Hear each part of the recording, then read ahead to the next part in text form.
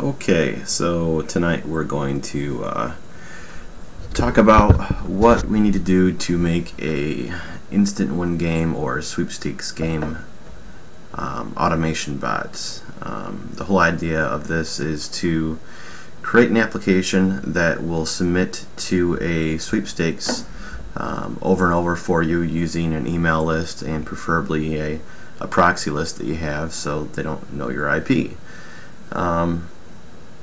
What are some of the things you have to do here? Well, one, you have to have Visual Studio if you're going to be developing this in a .NET language like VB or C#. We'll be talking about C# today. What else do we need? Well, we need to find a instant win game we can bot, and we need a program called Fiddler. What Fiddler is going to let you do is look at the requests being sent from your browser to the instant win game server so we can figure out what we have to send them to submit this entry in code. We don't want to use an actual web browser, we want to use this all in code so it's streamlined. We can modify things like the proxy. We can look at the HTML very easily by interjecting and pausing the code. Things like that. So Fiddler is a really cool tool. It is free. If you go to Google, look up Fiddler, and you'll see here by default Fiddler ties into IE only. You can get add-ons for Firefox and things like that, but I pretty much stick to just IE for this kind of thing. So we'll go ahead and we'll say we download Fiddler. I get it installed, and we'll open her up. As you see here, Fiddler is it's got a whole bunch of tabs and stuff that we're really not going to worry about at this point, but we'll get her opened up. As you can see up here, you can turn on and off capture, and it captures any kind of traffic that would be seen by IE. So if you open up Internet Explorer, it opens up Yahoo, and if we just minimize that a little bit, you'll see it made some requests to Yahoo.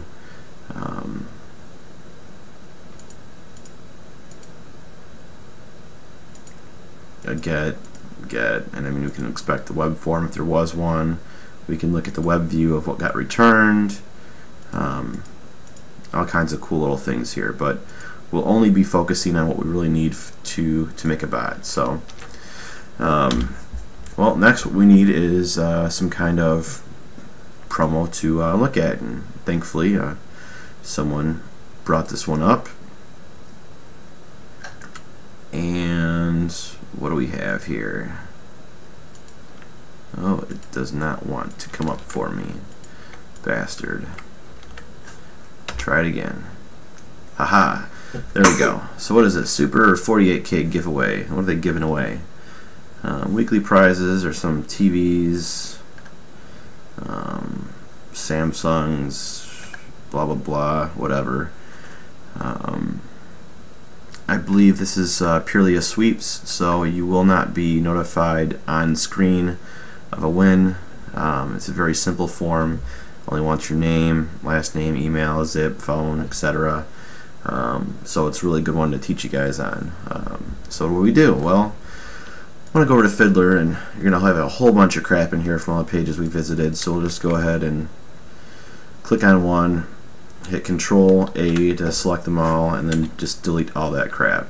And we'll go back to our little form over here, and we'll see what it's looking for on this first submit. So we'll uncheck that, saving money, and we'll type in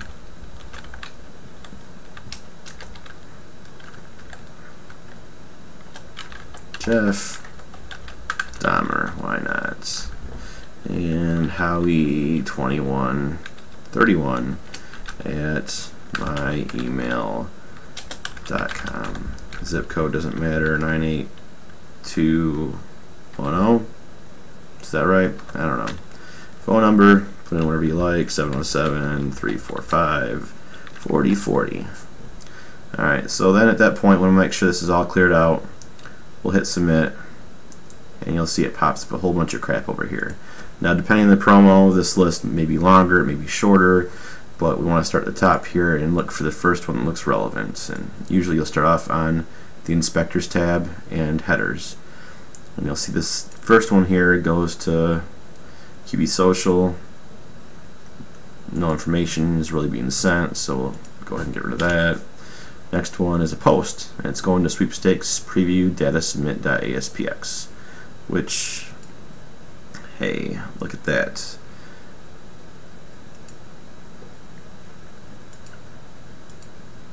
We go to web forms. We'll see all the information that we put in: Jeff, Dahmer, email, zip, phone. No. So these are the items that we're looking at when we want to submit. After that, it looks like it goes to another submission. Save shared data, which gets sent to some email address, and it's always the same. Honestly, I think it just notifies whoever the hell that is that a submission was made. So we're going to skip over that. We don't need that. And the last one here brings up the thank you page, which again, it's not important for this promo, and it's a get, it's not a post. The big thing here is learning what you need and what you don't need. I mean, I could go through and make a bot that mimics all three of these pages, but for this particular instance, I think all we're really worried about is this post right here, and it's a very simple, post. So let's get started. Well, now that we know what we have to do, we can go ahead and turn off capture traffic, get rid of the pages we don't need, which are those there, and leave us with the one page that matters. We'll go ahead and open up Visual Studio.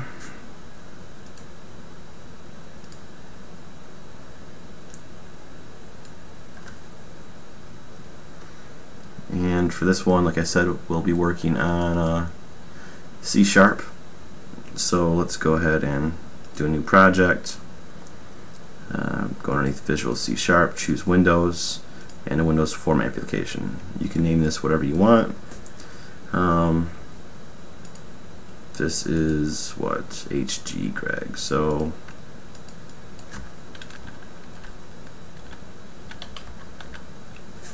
HG Greg. Restart Steam. Awesome. And we'll just do that. It doesn't really matter what you name it. You can name it whatever you want.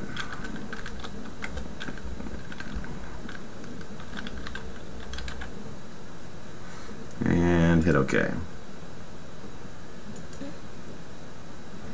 that point, what are we going to get? Well, you're going to get just some non-essentials over here. Small little form box. We'll want to make that a little bit bigger to handle the different form fields we need. I like using group boxes to sort of keep things organized, so we'll start with that. Throw that up there in the corner, and this will contain the form details needed to fill out the form. So we'll just name that form details. And next thing we'll have is your first and last name.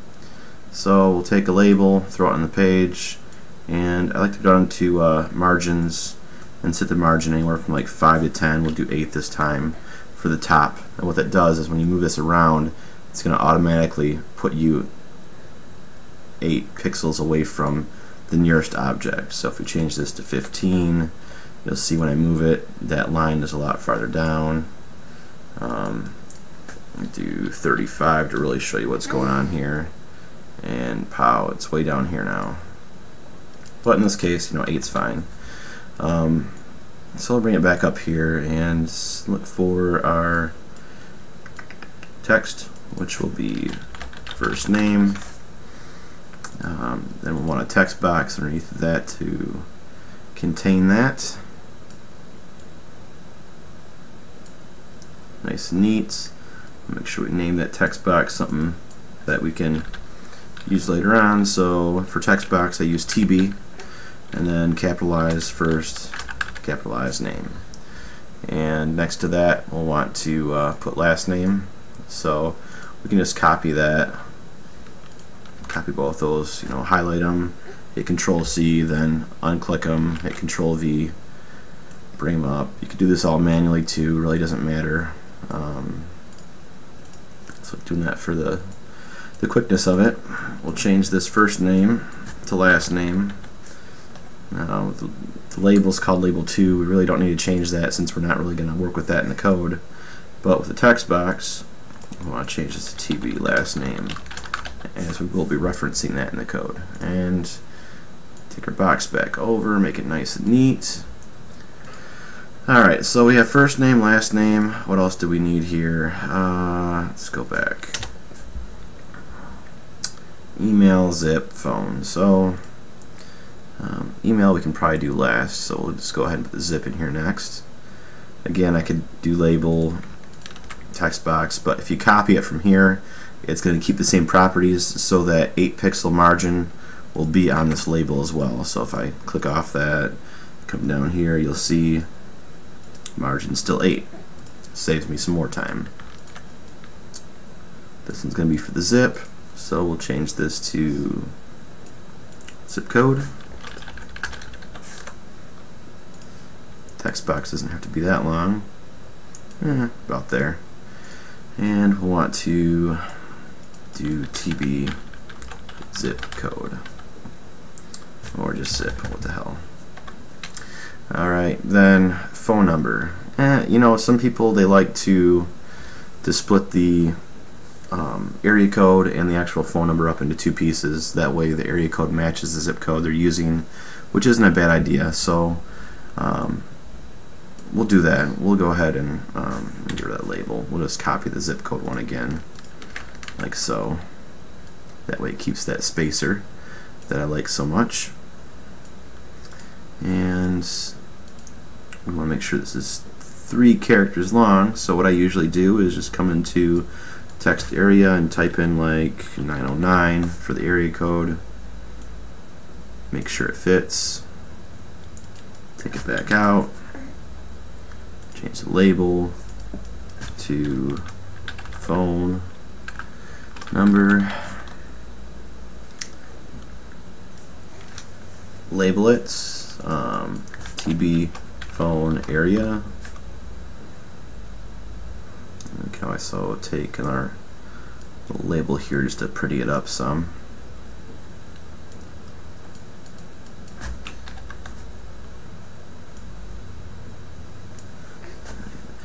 Now, another thing is, like when you get this small, if you want to move it over, you can always just click on it, then use the arrow keys on your keyboard to slightly move it over. Just get that extra little space in there.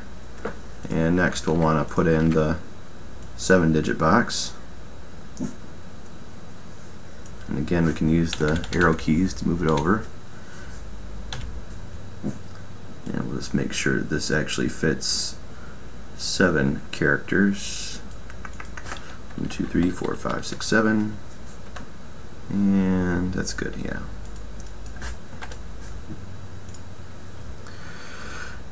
And lastly, for the information we need, I believe we just need first, last, zip. Yep, okay. So, email address. Copy the first name box again. Change first name to email address. Bring that over some. What the hell? And we forgot to name this one too. TB phone 7-digit. Sure. This one's going to be TB cur email. And let's go ahead and make us 2 buttons here. Button, there it is. Button here. Copy it, paste it, button there, and this will be btn stop, btn start,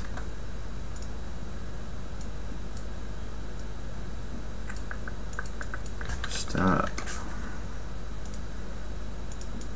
start, bring it up a little bit more. Alright, so there's the information form we need. Now that's great if we wanted to keep things static, and there's all kinds of ways you can go about, you know, randomizing things and doing stuff like that. We'll get into that a little bit later, but we do have some different areas here we want to fill out. One being, well, how are we going to add an email list and how are we going to add a proxy list. A lot of people use rich text boxes. I don't like those as much because when you copy and paste into a rich text box, if you say copy from an Excel formatted file, it copies over the box look. So I usually stick to just a text box and then make it a multi-line text box and go from there. I can show you the difference here, but actually let's take a quick break here. Alright, so we went ahead and got another drink here. Sorry about that. Oh, let's see here. Yeah, so text box over rich text box. Text box doesn't keep the formatting, so I tend to stick with that. Again, we want to give it some kind of visual appeal here, and we do need a email list and a proxy list, so we're going to go ahead and use tab control. Let's grab it from the toolbox, throw it into the page, get it nice and aligned here, and then space it out. There we go. That works. So tab page 1 will be our email list, and tab page 2 will be our proxy list. And what we do is we just take a text box, throw it into the email list tab, find multi-line for the text box, change that to true. You want to change the max length to something greater than that. Honestly, I don't know what the max length on a text box is, but just throw, like, a couple 3's in front of it and it should be fine. Go ahead and look for the doc property and dock it to the email list so it fills that whole area up. And then we come over to proxy list, do the same thing, copy a text box in there, find multi-line, add a couple 3's to the max length. If you don't do that, if you don't add some characters or numerical value to the max length, what will happen is you'll copy and paste a text or an email list or a proxy list into the text box, and it'll truncate whatever's left that didn't fit within that max length parameter. Won't error out or anything, but you'll think you'll put in a list of 10,000 and it'll only grab 5,000 if that. Again, we look for the doc parameter, change that so it fills the whole area up, and of course change the text box names. Text boxes being TB, proxy, list, and for the email we'll do TB email list. So we now have a place to copy and paste an email list and a proxy list. Once the list gets so long, you want to make sure you can scroll through it, so we'll also enable the vertical scroll bar. You could do horizontal too, but you really don't need it. You could even go as far as looking for the word wrap and telling it false so that it doesn't wrap along text line of text onto the next line.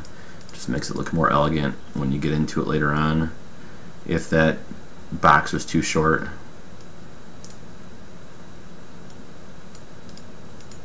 There we go. Okay, so we got the form details, input boxes, we got the email list input box, the proxy list input box. We need a place to list our status, such as completed submits, error count, proxy, address being used. So we'll make another group box down here. This time will be pretty simple. Oh, didn't like that one. We'll try it again. There. Moving on over.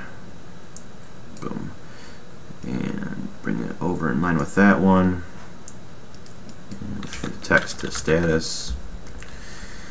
And a couple labels here should do fine, so we'll just grab first name. Again, remember that keeps that 8-character margin, which is pretty awesome, so we don't have to keep doing that over and over again. And then we'll do submits,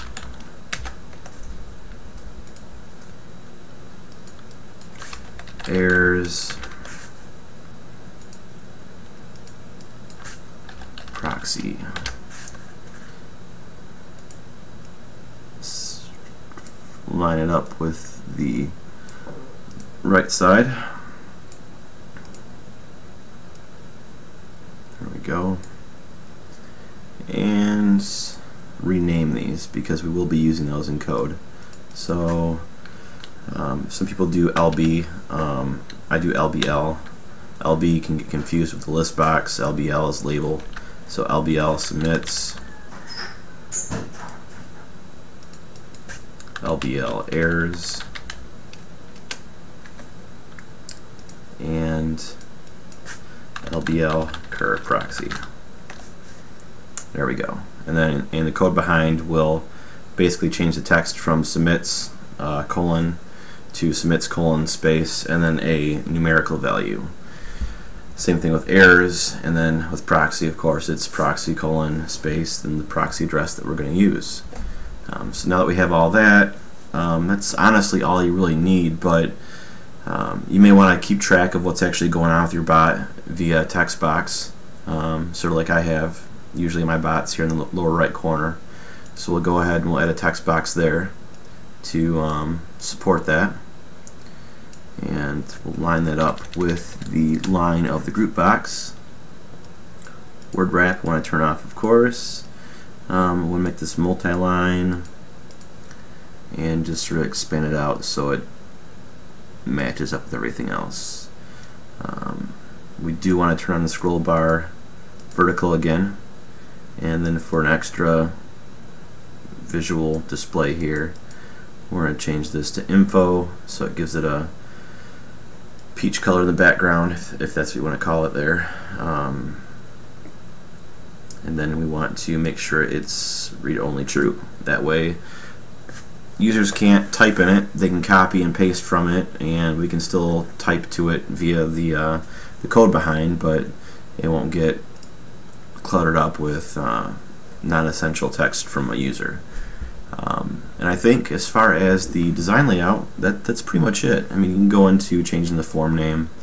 I'll change this to, you know, sample bot.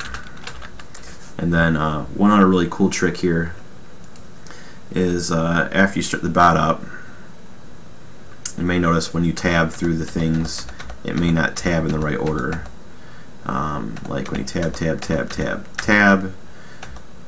you may want it to go to stop instead of start first, so you can go to that and go to edit, view, it's view,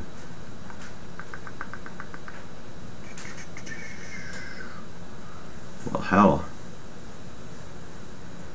where'd it go?